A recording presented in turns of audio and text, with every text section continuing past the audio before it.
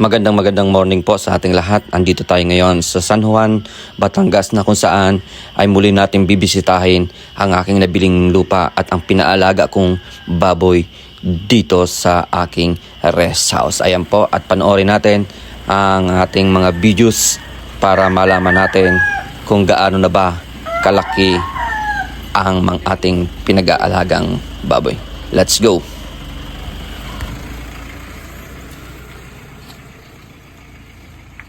Ayan po, agad po akong sinalubong ni tatay ang aking tagapag-alaga ng mga baboy dito. Siya po ay pinagkakatiwalaan natin para sa ating mga negosyo.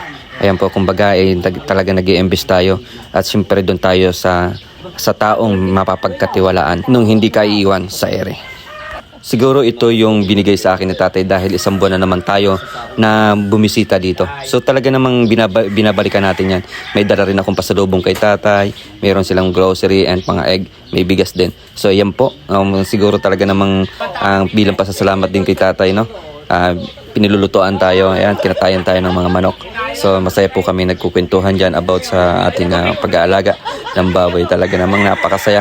Ang lupit, ang ano ko dyan guys, ang ligaya ko dyan sapagkat welcome na welcome ako kay tatay at hindi naman niya pinababayaan ang ating pag-aalaga. So ayan guys, hindi pa nga pala kami kumakain dyan. So inihaw na nga na po namin ang natitirang lechong manok natin dyan.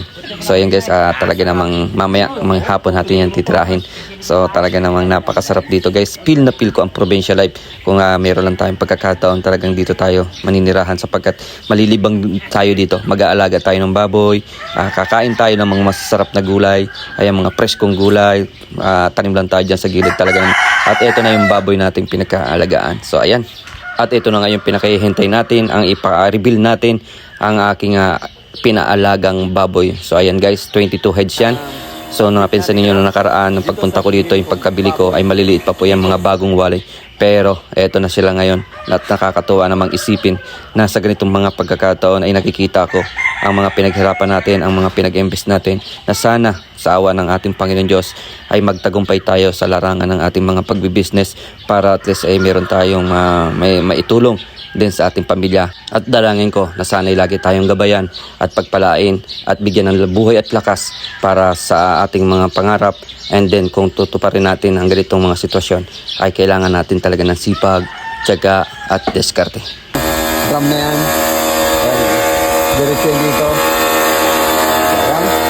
Napakadali maglinis ng tangkal ng baboy. Ano mo naman yan? Wala, napakasimple.